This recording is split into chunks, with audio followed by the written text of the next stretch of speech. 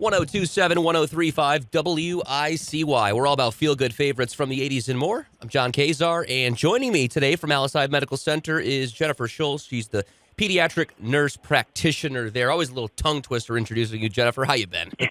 I'm good. How are you? Good. I got it down a little bit, and we have to cover a lot of stuff. I mean, we talked about poison ivy this summer and how to protect ourselves from that, among other things, sun safety. Yeah. Now we're getting back to school a little bit, and that 2021-22 school year, it's almost here, Jen. Yeah, as summer begins to wind down, it is back to school time across the North Country. So let's just talk about some health and safety tips for the upcoming year. Sure. Beginnings are important. So how do we make sure our kids start that school year off correctly? You know, I would start by getting organized now, stay on task, help them prepare for a highly structured and daily schedule. The sooner you get into that stuff, the better it'll be for them, especially with this upcoming year. You know, we might have a little more anxiety because it is going to be a little different than last year. So preparation. It is going to be, every year's a little different, but we're coming off of something we haven't really learned how to adjust to until, now the year after the adjustment. I think last year we were just kind of getting into it. 2019 didn't even count, right? It was just like, it was but right. It was forming. But the point is here, as we move forward here, these little tips like developing a sleep routine, that's important, right? Yeah, getting enough sleep helps the kids to learn better. We know tired kids have trouble concentrating, learning. So now, start a consistent bedtime routine. Try to stick to it every night. Help them settle down and fall asleep. Calming pre-bedtime activities, taking baths, reading, and just trying to, make the house as quiet and calm as possible. Sure. Nutritions and mealtime. Talk about the importance of that. We always say breakfast is the most important meal of the day. Well, it's 100% correct. Mm-hmm. We know kids function better and they perform better in school if they've had breakfast. Backpack safety. This is what I'm interested that we're bringing up, but I'm assuming there's a reason.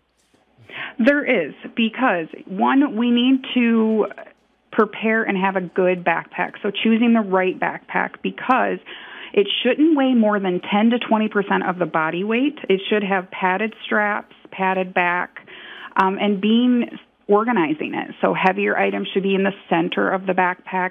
Try not to put things that don't need to be in the backpack, and using both of those shoulder straps, because, lugging around a bunch of heavy stuff, does make their shoulders and back hurt. So when they come home, if they're saying that, then we need to, try to eliminate some of the weight. Sure. There's more here, a few miscellaneous things.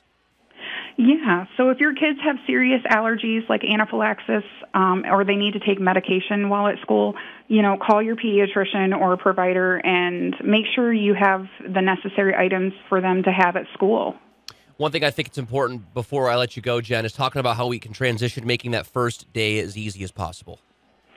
I think the biggest thing you can do as a parent and caregiver is touching base with the kids' teacher, maybe at the beginning or end of the day. Try to show the teachers that you are being supportive, you care about, your kids' education. It helps the kids see that you're, involved, and it helps them kind of work through maybe what they're worried about if you kind of know what their day was while they were with the teacher. Yeah, that'd be a really stressful, busy day for the teacher if all the parents, all of them were calling based on their kid and wanted to know. But I'm sure it's something the teacher would be happy to do because it's that kind of connection, a little extra reach out that it can make the difference in the long run. No? It really can. Email does wonders. Absolutely. And whether it's a long day or not for the teacher, they understand they have a job to do. And if they're teaching, they ultimately love the connection with the students. And then the parents are part of that too. They are. Yeah. All right, Jen Shull with us. And Jen, I think that's all we got for today, right? That is. All right. It's our Alice Hyde update, Wednesdays, 9:40, 1027, 1035, WICY.